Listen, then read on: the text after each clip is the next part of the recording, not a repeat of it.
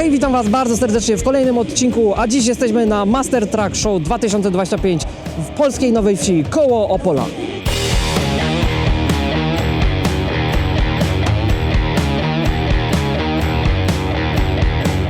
Jest tu bardzo dużo ciężarówek i tirów, ale przyjechaliśmy tutaj w innym celu, a mianowicie za tak zwanymi kogutami. Ten akurat jest niebieski. Na ciężarówkach znajdują się głównie pomarańczowe, ale jak dobrze poszukamy, to znajdziemy też różne inne wyjątki. Porozmawiamy z właścicielami pojazdów o ich oświetleniu ostrzegawczym, o trendach, a także o różnych ciekawostkach, które mogą się Wam spodobać. Będziemy też szukać tak zwanej biedy wizualnej i mam nadzieję, że tu takiej nie znajdziemy. Moi drodzy, to jest Master Truck Show 2025. Zaczynamy!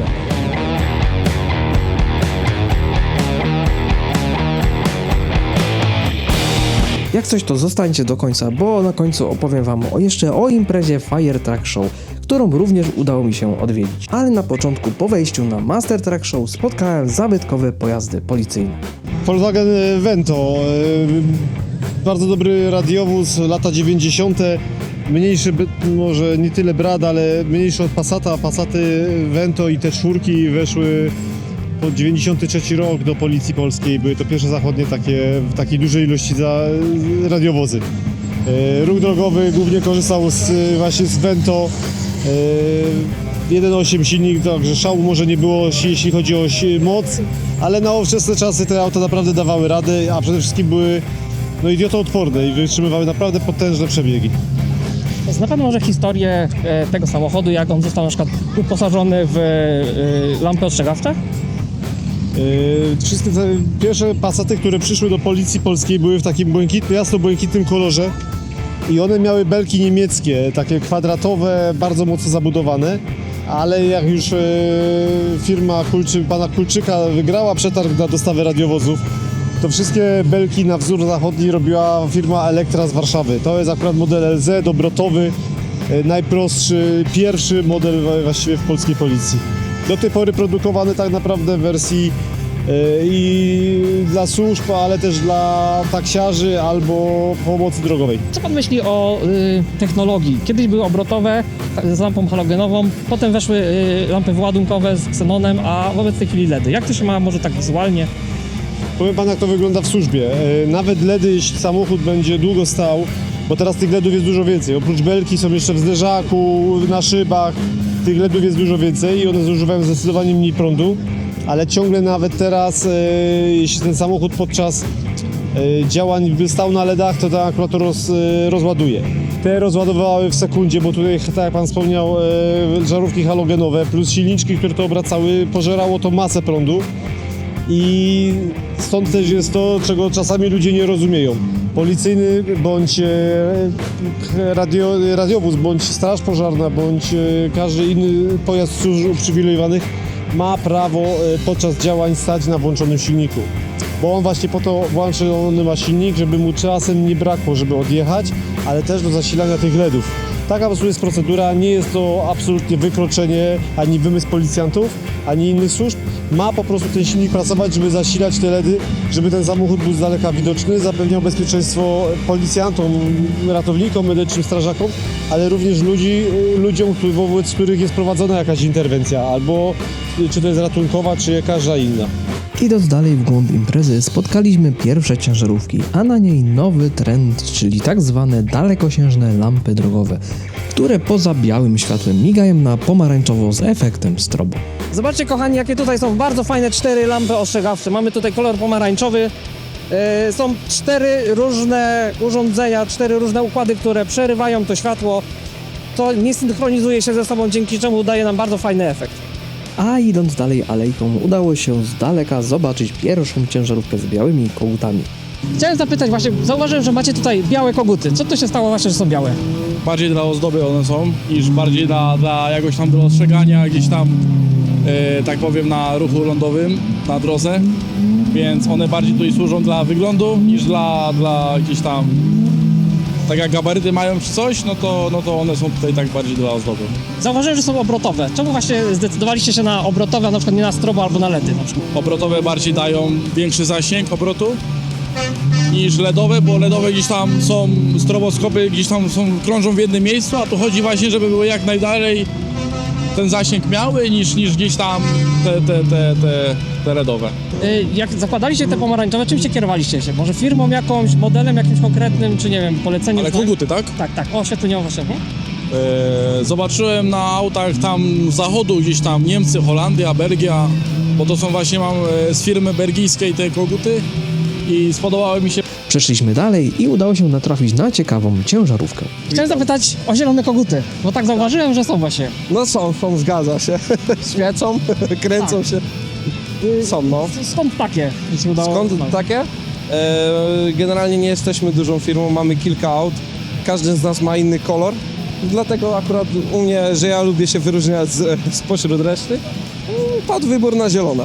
A, czyli to w ten sposób, tak wizualnie, że było ta Tak, wizualnie. Mi poza tym mi zielony bardzo odpowiadał. Bardzo fajnie. Lubię odróżniać się na tle reszty po prostu w jakiś tam chociaż minimalny sposób. Tak, bo zielone koguty są głównie rzadko kiedy używane. Rzadko kiedy. Generalnie Atrakcyjnie wizualne tego było. tak, zdecydowanie tak. O to mi chodziło, żeby się, mówię, no wyróżniało w jakimś tam inny sposób na tle reszty. A się tak zapytam, bo to są obrotowe. Tak. Co pan myśli o tym jakby takiej ewolucji technicznej tego? Kiedyś były obrotowe, teraz potem były stroboskopy, a obecnie LEDy. Nie, ja jestem zdecydowanie zdania, że jednak żaróweczka i obrót to jest taki klimacior jeszcze z dawnych lat. Teraz LEDowe, no fajne, ale no, do mnie to po prostu nie przemawia. Ma być taki ten klimacik czuć i tyle. Wiecie, również się z tym zgadzam, obrotowe to jednak obrotowe. A następnie Zauważyłem, że tutaj właśnie trafiłem na niebieski. Jak to się stało? No, miało iść pod kolor teoretycznie auta, że auto jest błękitne, no to zastosowałem tutaj kolor niebieski wyświetlenia. No i moim zdaniem to pasuje, no. One tak jeżdżą na co dzień, czy... Tak, no. Jeżdżą na co dzień, póki co miałem nawet kontrolę tam w Czechach czy w Niemczech i nie było żadnych problemów, także myślę, że i nawet sami policjanci mówią, że fajnie to wszystko wygląda, komponuje się, bo nie jest za dużo tego wszystkiego, także no nie ma problemu. No. A skąd pomysł na obrotowe? Na przykład czemu nie poszliśmy na przykład w stroboskopy albo w LEDy dzisiaj? No ja na każde auto mam swój taki w głowie pomysł i gdzieś tam wiadomo inspiruję się jakimiś tam zdjęciami na Instagramie czy po prostu gdzieś tam w internecie. No i tutaj trochę popatrzyłem i tutaj trochę, no i tak wyszło, że po prostu jeszcze miały być dwa halogeny na przykład na spodzie, no ale to już nie mieliśmy czasu zamontować. No i póki co jest tak jak jest, no, ale myślę, że dużo ludzi zauważa, że w Medze, bo to jest auto typu Mega, a nie standard, one są już typowo niskie, a jeszcze tym bardziej jak tutaj rurowanie widać po całym aucie, że jest, od spodu też. No jest to rurowanie i to też robi taki show, nie? Wow, nie? Tak, wracając do kogutów, czyli obrotowe jakby lepiej wizualnie wyglądają? Tak. No tutaj mamy stroboskopy, tak, masę, no i to tak moim zdaniem szału nie robi. Te są master, tak? Tak, to są masę i tutaj to też wiadomo, ja tym autem też jeździłem, to auto już ma 900 000 tak naprawdę i nigdy nas tam nie zawiodło. To było moje pierwsze auto. No i moim zdaniem najlepsze jest, nie? No jak na ten przebieg, na tą awaryjność, no to naprawdę się spisuje. Kierowcy też o to dbają, to co zrobiłem, także myślę, że też cieszę się to. następną ciężarówką, którą postanowiłem nagrać, to Volvo, wyposażone w 5 LEDowych dalekosiężnych lamp z funkcją strobo. Wie pan co, to jest są po prostu zakupione halogeny i one mają taką funkcję, że jest światło pozycyjne, światło drogowe i jest jeszcze w tym samym kształcie, co jest samo pozycyjne, one właśnie mają stroboskopy wbudowane już fabrycznie, tak naprawdę założone przez osobny przekaźnik, jest do tego sam włącznik zamontowany. Ten pomysł właśnie na LEDy, a na przykład nie na obrotowe, a na przykład albo nie na stroboskopy. Po prostu tak, mamy w innych autach zamontowane również same osobne koguty. Tutaj jest nowy samochód i po prostu chciałem pomieścić to wszystko w jednym, bo chciałem zamontować jak najwięcej halogenów, bo chciałem zamontować jak najdłuższe tutaj trąby, a jakbym zamontował po prostu osobno halogeny, osobno stroboskopy, to bym tego wszystkiego nie pomieścił. I właśnie znalazłem w ofercie, jak dobrze pamiętam, to się nazywały Track LED z takiej firmy, są te halogeny. I właśnie zadzwoniłem do nich, złożyliśmy ofertę bardzo korzystną i postanowiłem zakupić. Nagle ni z tego, ni z owego przyjechał ciągnik i znaleźliśmy się na jakimś planie filmowym teledysku Disco Polo. A chwilę później znalazłem też pojazd, który obalał regułę. Nie tylko, jak widzicie, pomarańczowy na górze, ale udało się też znaleźć taki, który ma niebieski i czerwony. Udało się też spotkać właściciela, który posiadał na swym pojeździe rzadko spotykaną belkę z obrotowymi lampami zespolonymi od firmy Premier Hazard z Wielkiej Brytanii. Skąd pomysł właśnie na tą belkę? Co to za belka? Ja to tak zakupiłem. Spodobało mi się i to takie jest. No wiadomo, trzymam to w stanie używalności. Nie dokładałem, bo na razie firmę dopiero rozwijam. No i nie jest mnie stać jeszcze na jakieś tam dokładki, a że trafiło się takie, no to trzymam to w takim stanie, jakim jest. No próbuję coś tam ulepszyć jeszcze, ale to wszystko w miarę finansów, nie? To są obrotowe. Rozumiem, że takie się trafiło, ale byłaby zmiana jakaś, na przykład na LEDy czy na stroboskopy, czy raczej idziemy w obrotowe, takie klasyczne? Czy powiem Ci tak, zmiana. Na razie nie planuję zmian. Nie planuję, bo jeśli bym coś chciał zrobić, no to bym kupił coś nowego i wtedy bym szedł całkowicie w swój kierunek, nie? Właśnie ten kierunek, jak to byłyby właśnie obrotowe, LEDy, stroboskopy na przykład? Ciężko powiedzieć. Ciężko powiedzieć. Ciężko powiedzieć, wiesz? Bo jak to mówią, niespodziankę to jest niespodzianka, tego się nie odkrywa od razu. No dokładnie. I co ja bym zrobił? Na dzień dzisiejszy nie wiem, wiesz, bo to jest... Pomysły się rodzą z dnia na dzień. Trzeba też zrobić coś, czym się będzie człowiek wyszczególniać. Jeśli chcesz się wyszczególniać, no to jeździsz akurat po takich zlotach, oglądasz to, co ma i myślisz nad czymś, czego akurat na tych zlotach nie ma. I wtedy próbujesz, kombinujesz z czymś, co akurat tego nie ma i wtedy to robi akurat ten, jak to mówią, fan, nie? Cały. Idąc kolejną alejką, udało się spotkać ciekawą ciężarówkę, która była w istnie amerykańskim stylu i posiadała też wyróżniającą się belkę. Z początku myślałem, że to Federal Signal, ale jak się okazało, była to też amerykańska belka Code Free od firmy Public Safety Equipment o modelu Force 4XL. Niestety właściciel nie zgodził się na wywiad i nagrywanie jego ciężarówki, dlatego też poszliśmy dalej, przy okazji mijając kilka lamp, które udało się nam z bliska nagrać. Doszliśmy do końca, aż tu nagle udało się spotkać znajome osoby z mojego miasta, czyli motocyklistów ze Stowarzyszenia Czarny Radomsko. Czarny Radomski. Witamy również. Witamy również. Przyjechaliśmy pooglądać ciężarówki i co się tutaj dzieje. Co roku jesteśmy. Przyjeżdżamy pobawić się, pooglądać, potem. No bardzo dużo atrakcji tu motoryzacyjnych jest. Ja jestem pierwszy raz, ale bardzo fajnie. Ale ja już jestem kolejny, także widzę trochę. Ogólnie pierwszy raz, ale atrakcja jest bardzo No, fajna. przyszły rok Na już przyszły rok na pewno też przyjedziemy. Szykujemy się już na dłuższy czas, na pewno na 2 dni przyjedziemy. Fajnie, że się Tak, udało tak. spotkać. Dzięki wielkie naprawdę i świetnej imprezy. Następnie przeszliśmy na drugą stronę offroadowej areny, gdzie można było zobaczyć monster trucki i inne ciężkie pojazdy w widowiskowym stylu. A idąc dalej w oddali dostrzegłem kolejne zielone lampy. Przyszedłem za zielonym kolorem kogutów. Skąd tu się wziął zielony? Zielony to jest akurat kolor ulubiony naszego szefa.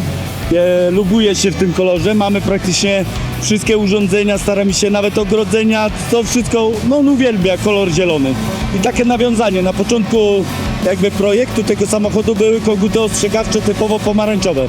Na co dzień używamy pomarańczowych, ponieważ jeśli dowozimy towar do klienta, czy na budowę różnego rodzaju, trzeba niestety jakby się zabezpieczyć i mamy koguty wtedy pomarańczowe. A na takie właśnie imprezy, zloty jest to taka nowinka, zielony kolor.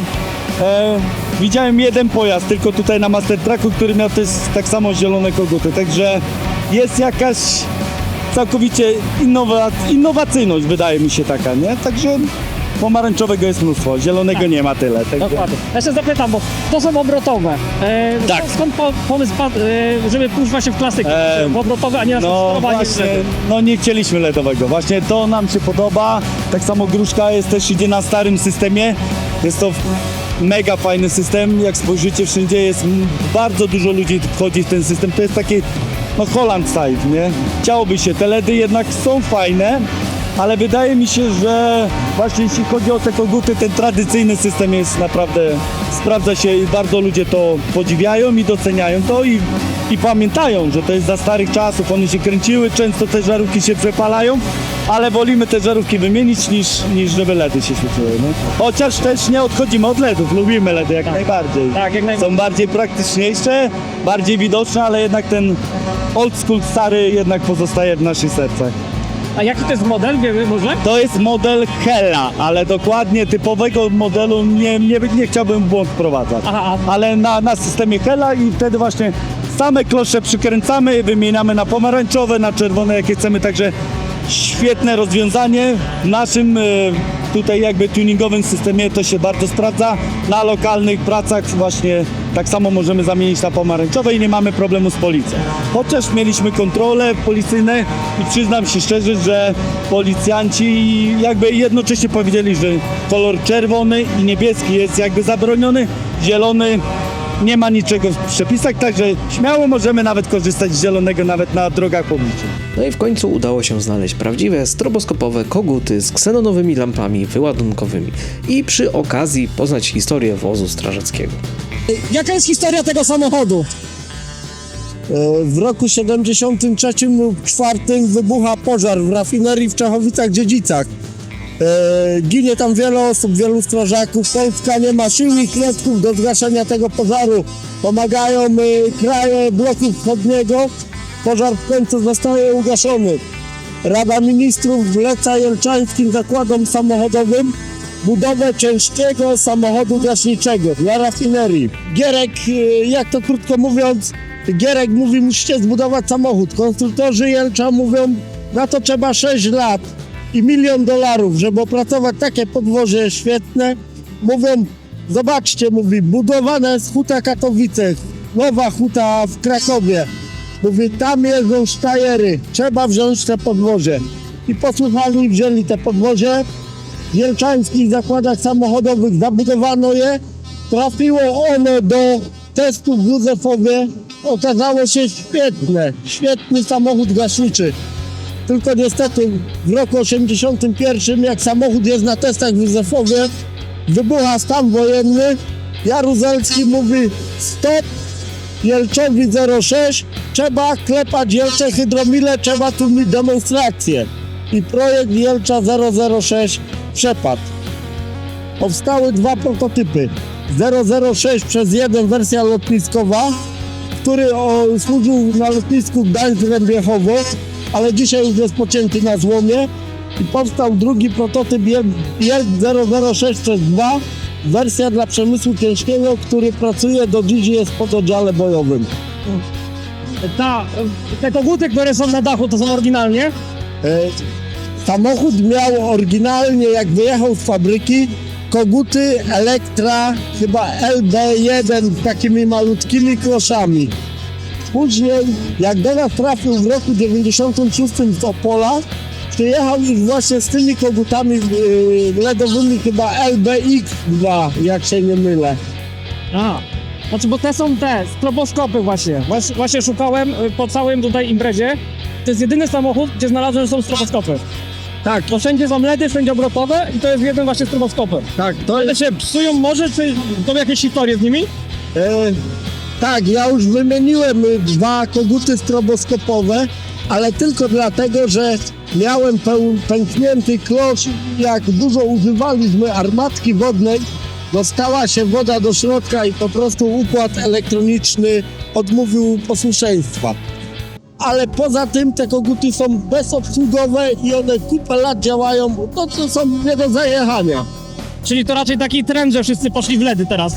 Tak, to raczej taki trend, taka moda. Ja uważam, że te koguty są wieczne. No jedynie co się może służyć to żarnik. Jak on jest szczelny, nie dostaje wody, to on działa wiecznie. Tego typu lampy stroboskopowe udało się znaleźć jeszcze w 2 miejscach, a dokładnie na przodzie wozu strażackiego oraz najprawdopodobniej takie też mogły znajdować się w lampie zespolonej na samochodzie policyjnym widocznym tutaj w tle. Ale wracając do straży pożarnej, nie dało się przejść obojętnie obok wyjątkowego auta, które z daleka biło blaskiem swych turkusowych lamp ostrzegawczych. Ale jednak nie tylko lampy były tam wyjątkowe. To auto jest od 1993 roku, jako nowe było sprowadzone ze Stanów i on po prostu był w straży pożarnej, takie historie co ja słyszałem, w Warszawie. Później poszedł do straży pożarnej do Poznania, z Poznania poszedł do straży pożarnej do Gniezna. No i tyle, no. A zakupiłem go, nie wiem, chyba 7 lat temu czy 8. Jest w moim posiadaniu, które będzie u mnie do końca chyba życia, jest jeden dzień dłużej. Nie do sprzedania. A, i belki, te koguty były? Koguty były wszystko w oryginalne od nowości najprawdopodobniej założone, nie? I one mają różne tryby tak samo. Różne tryby mają migania. Dzięki uprzejmości właściciela udało się też zwiedzić wnętrze samochodu, którego nikt się nie spodziewał. Skąd przyszedł pomysł, żeby tak właśnie wnętrze Wie wyposażyć? pan co, to jest po prostu, nie wiem, pasja chyba. To jest pasja, to w serduchu cię ma i to po prostu, nie wiem jak to powiedzieć. Ja na przykład kładę się spać wieczorem, nie mam pomysłu, rano wstaję, już wiem co tam na drugi dzień trzeba robić, nie? To po prostu jest z serducha wychodzi. Bardzo lubię amerykańskie auta, bardzo lubię przerabiać, bardzo lubię to po prostu. No, mnie to cieszy, bo to moje życie, nie? Po całym dniu chodzenia poszliśmy chwilę odpocząć oraz napić się czegoś ciepłego i trafiliśmy w sam raz. Jesteśmy pogotowie kawałek Gattonero. Jak widzicie, nasza karetka, jak przystało na imprezę Master Track, gra, świeci we wszystkich możliwych kolorach, wiadomo, tylko na terenie imprezy zamkniętej. Dobrze się bawimy, serwujemy kawę, która mamy nadzieję smakuje wszystkim zainteresowanym i zapraszamy do odwiedziny. Skąd pomysł właśnie, żeby tak urozmaicić właśnie samochód? Początkowo nasz samochód był po prostu białym dostawczakiem, który nie rzucał się w oczy, nie był zapamiętywalny. Dostał nasze barwy pogotowia kawowego, a jak pogotowie to musi świecić, w związku z czym pojawiły się lampy żółte, pomarańczowe, czerwone i niebieskie w różnych kombinacjach do użytku na terenie eventów, które obsługujemy. To są ogólnie LEDy. Tak, wszystkie światła łącznie z belką na szoferce to są LEDy. Z racji tego, że zużywają dużo mniej energii, możemy używać ich w tym momencie przy zgaszonym zapłonie, nie uszkadzając lub nie obciążając akumulatorów. Udało się też porozmawiać z firmą, która zajmuje się pilotażem transportu ponadgabarytowego, ale była to już godzina klaksonu do nieba i nie do końca udało nam się zrozumieć, lecz dzięki temu porozmawialiśmy o innym oświetleniu ostrzegawczym, zwanym Auflagge, czyli rozkładanym wyświetlaczem świecących znaków drogowych na samochodzie oraz o różnicach, które panują na polskich i niemieckich drogach. Co to za belki, które macie na samochodach? Te pomarańczowe.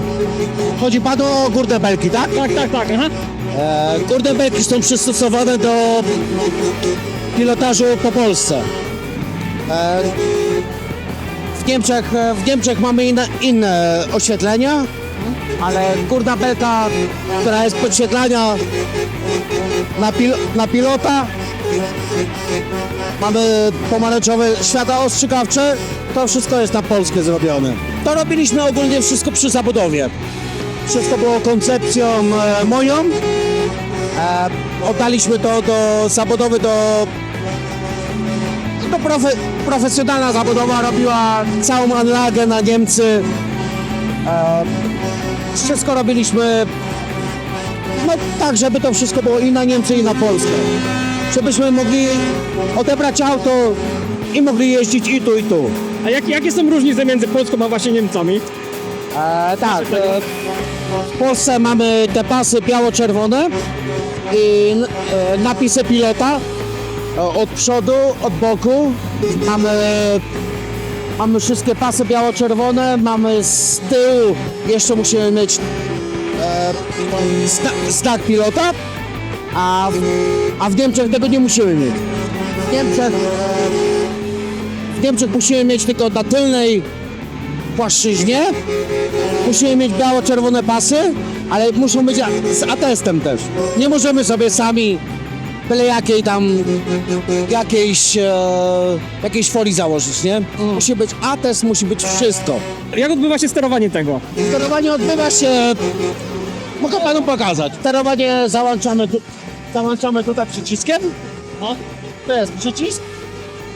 Włączamy to i tutaj mamy strzałkę w lewo i trójkąt ostrzegawczy. Strzałkę w prawo, trójkąt ostrzegawczy. Teraz mamy włączony na przykład zakaz kompletny. Nie może nikt przejechać na przykład. A podstawowe są tylko 3. Zakaz wyprzedzania dla wszystkich, trójkąt ostrzegawczy i zakaz wyprzedzania dla ciężarowych. I załączamy normalnie wszystko palcami. Poza tym na początku nagraliśmy jeszcze 2 wywiady, przy których niestety przez jedną małą blaszkę w mikrofonie nie udało się poprawnie nagrać dźwięku. Dlatego opowiem Wam, o czym rozmawialiśmy. Była tutaj rozmowa o ciężarówce Scanii 650 z 2015 roku z 880 tysiącami kilometrów przebiegu, która służyła do przewozu drewna po Szwecji. Jest to ciężarówka, która zdobyła pierwsze i drugie miejsce w poprzednich edycjach imprezy na najgłośniejszy wydech, czego oczywiście gratulujemy. W kwestii kogutów były też tam lampy obrotowe, ale firma też montuje do nowszych samochodów technologię LEDową. Ale to kwestia gustu i w tym aucie padło on akurat na lampy obrotowe. W drugim wywiadzie firma założyła czerwone koguty na zlot, gdyż normalnie w czasie pracy używają pomarańczowych. Ciężarówka jest też pomalowana w klasycznym stylu i by wszystko ze sobą pasowało, poszli w żarówki i koguty obrotowe, by podkreślić tak zwaną starą szkołę. Tak jak obiecałem na początku, teraz jeszcze chwilę opowiem Wam o bardzo podobnej imprezie zwanej Fire Truck Show, która odbywa się co roku w Główczycach. Jest to międzynarodowy zlot miłośników straży pożarnej połączony z festynem rodzinnym. Tegoroczny Fire Truck Show to już 15. jubileuszowa edycja. Niestety o imprezie dowiedziałem się w sobotę o 20, gdy już wszystko się co najlepsze kończyło. A na kolejny dzień zastałem puste pole i 3 wozy strażackie. Więc na przyszły rok już wiem, gdzie i kiedy jechać. Ale mimo to udało się pojechać i nagrać kilka wywiadów o kogutach. No to kolor niebieski ogólnie jest przyjęty w strażach państwowych, ochotniczych, no i w policji. A jak mają, no pogotowie też mają niebieskie koguty. Żółte to tylko są ostrzegawcze na robotach drogowych. O takie. Belka ona jest z samochodu policyjnego ściągnięta, załatwiliśmy i założyliśmy tu, bo oryginalne to jest kogut. Były 2 koguty. Te koguty pościągaliśmy, bo to się uszkodziły, trudno było to naprawić, nie? I założyliśmy to. A może skąd pozyskaliśmy? Z rafinerii Jedlicze. I ta Tatra brała, tu był taki wielki pożar, Czechowice-Dziedzice. I ta Tatra brała tu udział w gaszeniu tego pożaru. Wtedy to zginęło gdzieś 30 osób, 38 chyba, czy 36. I pozyskaliśmy w 2003 roku i mamy ją do dziś. A na tym zlocie to zajęła pierwsze miejsce, najstarszy samochód. To wiecie, tak? Czy nie? My dzisiaj przyjechaliśmy. A przyjechaliście dzisiaj. Dostaliśmy puchar za zajęcie pierwszego miejsca. I jesteśmy tu pierwszy raz z Podkarpacia. Powiat Lubaczów, województwo Rzeszów. 430 km. I dlatego wzięliśmy, no może by to na kołach dojechało, ale wzięliśmy lawetę, bo prezesem Ochotniczej Straży w Dzikowej jest szef, co ma tę lawetę, ma auta. I tu mamy jednego sponsora, co zasponsorował połowę, a połowę strażacy się złożą. Jesteśmy przy następnym samochodzie, jest to akurat Ochotnicza Straż Pożarna z Pludru. Pluder. Co tu robicie? Co tu się dzieje właśnie? To jest zlot fanów straży pożarnych. Przyjeżdżają tu w sumie nawet z zagranicy. W tym roku były Czechy i Niemcy. I co roku po prostu liczba tych wozów się zwiększa. W zeszłym roku były 204 wozy, a w tym na tą chwilę nie wiem niestety jeszcze ile jest, ale z tego co mi się kojarzy, to na pewno pobiliśmy znowu rekord. Organizuje to OSP Główczyce od już 15 rok bodajże, bo to jest 15 edycja. Głównie spotykamy się tutaj, żeby poszerzać swoje grono znajomych. Tutaj wszyscy się traktują po prostu jak rodzina, nie ma pan, pani. Przyjeżdżamy się tutaj pobawić, pooglądać sprzęty, powymieniać się historiami, mądrościami i tak dalej. Udało się też chwilę porozmawiać z zespołem ratownictwa medycznego, którzy zabezpieczali imprezę. Dzień dobry, także my przyjechaliśmy tutaj z Opola. To jest kolejny festiwal Fire Truck Show. Z tego co kojarzę, to jest 15 i my przyjechaliśmy tutaj z zespołem 4-osobowym na obstawę medyczną. Od piątku, od godziny 20 jesteśmy tutaj do dyspozycji osób uczestniczących w tym wydarzeniu. Aktualnie mamy tutaj 2 samochody. Samochód ten, który tutaj jest, to jest samochód wyjazdowy. Jeżeli coś się wydarzy na terenie, wtedy wsiadamy do tego auta i przemieszczamy się, żeby szybciej. Niebieskie sygnały używamy jako sygnały ostrzegawcze, żeby nas z daleka było widać. Przy tych niebieskich sygnałach również używamy sygnałów dźwiękowych. Przy włączeniu kolorów mrygających na niebiesko kierowca podczas jazdy ma możliwość zmiany modulacji dźwięku. Jest to związane z tym, żeby kierowcy czy osoby, które chodzą, żeby słyszały, bo jakby był jeden dźwięk ten sam, to by się przyzwyczaiły w pewnym momencie i by już nie zwracali uwagi do tego. A jak jest zmiana tego dźwięku, to nagle się odwracają i szukają skąd co się dzieje. Również przy dźwiękach tych modulowanych są używane tak zwane trąby. One brzmią jak taki sygnał dźwiękowy i one są umieszczone tutaj nad drzwiami, które są widoczne. I tu pani ratownik powiedziała bardzo ciekawą rzecz, która okazuje się prawdą. Z tego, co jest mi wiadomo, są dlatego używane niebieskie sygnały, że w trakcie II wojny światowej, żeby nie było widać aut jedzących ostrzegawczo, żeby ich nie było widać przez samoloty, bombowce, żeby można było je uszkodzić i rzucić na nie bomby, ale to trzeba sprawdzić dokładnie. Tak, to prawda. Kolor niebieski wywodzi się z czasów wojennych i jest słabiej widoczny z powietrza, ponieważ atmosfera absorbuje światło o tej barwie. Więcej informacji na ten temat znajdziecie na Wikipedii, ale kiedyś wam o tym może opowiem. A poza tym na imprezie z powodu braku pojazdów gaśniczych szukaliśmy jeszcze kogutów gdzie tylko się dało i znaleźliśmy je na samochodzie OSP oraz na dachu baru z napojami. Udało się też znaleźć 2 koguty chińskiej myśli technicznej, które w sumie zaliczam do tak zwanej biedy wizualnej. Choć i tak trafiliśmy na modele z poprawionym lustrem, gdyż te same koguty występowały jeszcze z innym kształtem lustra, które nie odbijało światła ani trochę. Był też jeszcze jeden wóz strażacki, którego udało się delikatnie nagrać, ale niestety wywiadu już nie nagraliśmy, gdyż już samochód odjeżdżał. Myślę, że za rok uda się pojechać i zrobić dużo bardziej profesjonalny materiał o oświetleniu ostrzegawczym.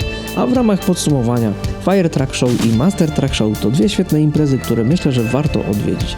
Na obu imprezach spotkałem się z bardzo miłym i ciepłym przyjęciem moich zainteresowań o oświetleniu ostrzegawczym i nikt nie wydziwiał akurat, że tym się interesuje. W obecnej chwili widzę, że ewolucja techniczna dąży do użycia diod świecących wszędzie tam, gdzie tylko się da. Jest to coś, co jak najbardziej popieram, ale cieszę się też, gdy słyszę, że klasyczne obrotowe lampy nadal są doceniane wizualnie. Trochę mnie tylko smuci, że technologia stroboskopowa przeszła bez echa i mało kto wie o tym, jak lampy wyładunkowe działają i czym one się różnią od LEDów. Ale o tym kiedyś zrobię specjalny odcinek, bo jest o czym opowiadać. I cóż, do tej pory nie zdradzałem, że interesuję się oświetleniem ostrzegawczym, gdyż byłem przeważnie za to krytykowany. I mimo, że jest to część głównie motoryzacyjna, jest to również część związana z optoelektroniką, jak i elektromechaniką, czyli tym, czym lubię też się zajmować. I myślę, że w przyszłości może pojawią się filmy właśnie o kogutach. A propos biedy wizualnej, czy tak zwanego dyskomfortu wizualnego, na szczęście nie było tego za dużo, a w zasadzie ledwo nic. Znaleźliśmy tylko 2 małe lampy na takim zabawkowym samochodziku. Nie znam historii jego budowy, ale zakładam, że użyli tego akurat co mieli pod ręką. I jest to raczej uwaga do producenta lamp, że pakowanie zimnych białych LEDów pod cienki żółty klosz daje słabe efekty. Z kolorami i z widocznością. Ale jak coś robią już po taniości, no to tak bywa. Z niebieskim kolorem i białymi LEDami w środku bywa tak samo.